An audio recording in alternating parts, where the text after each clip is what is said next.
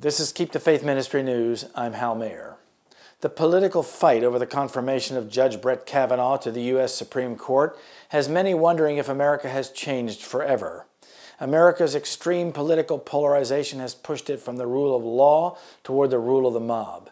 That in itself has prophetic implications. But I have a much larger question.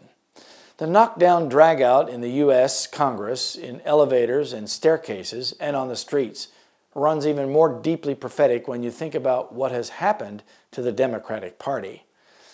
They may have proverbially shot themselves in the foot.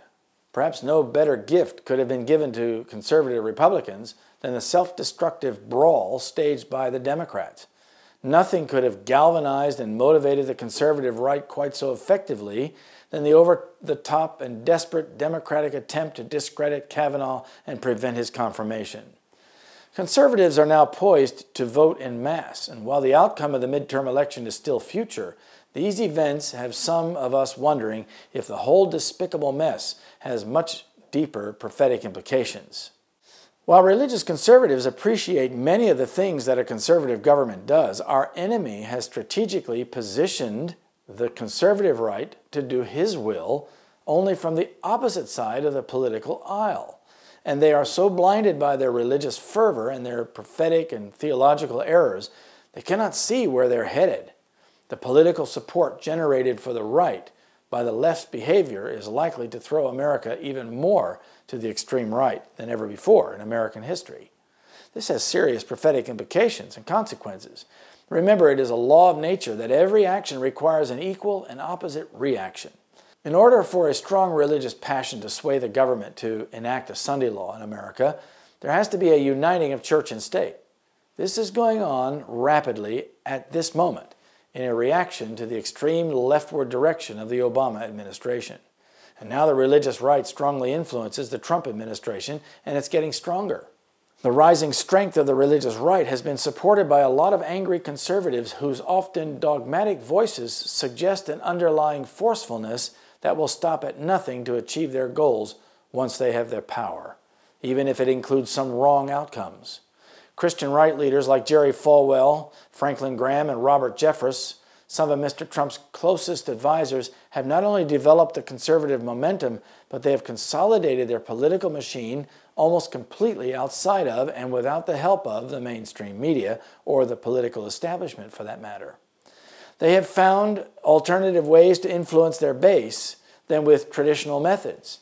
Anyone who wants to understand that should read the book The Day Christians Changed America by George Barna.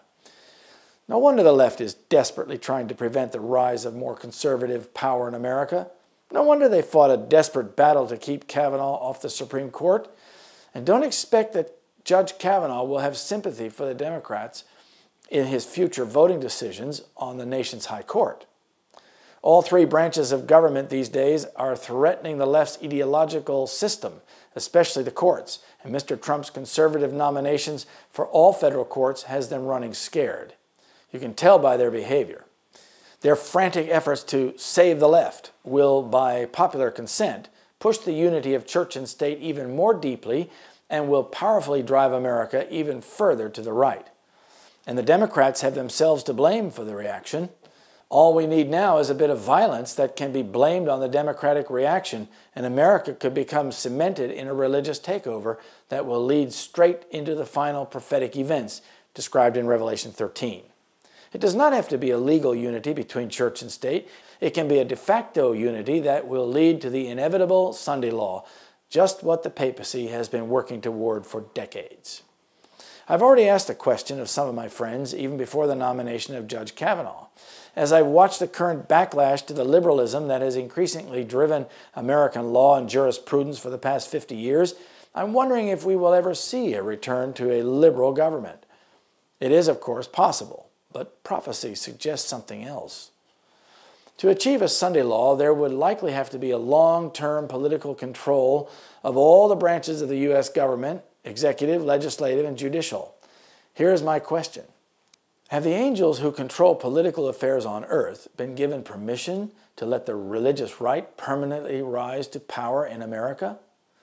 And how long will it be before the right starts calling for a Sunday worship law in the name of getting the liberals some religion and getting America back to God? Some on the religious right will attempt to cram religion down their throats, and it will be a hard-fisted fight, but the outcome is clear. In order for the U.S. government to remove some religious freedoms, namely worship freedoms, it has to give much more power to religious conservatives.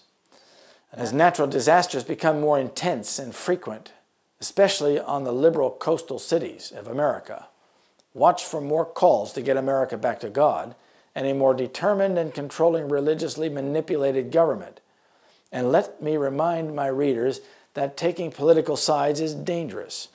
We have a much higher responsibility to explain the three angels' messages to lost and confused people.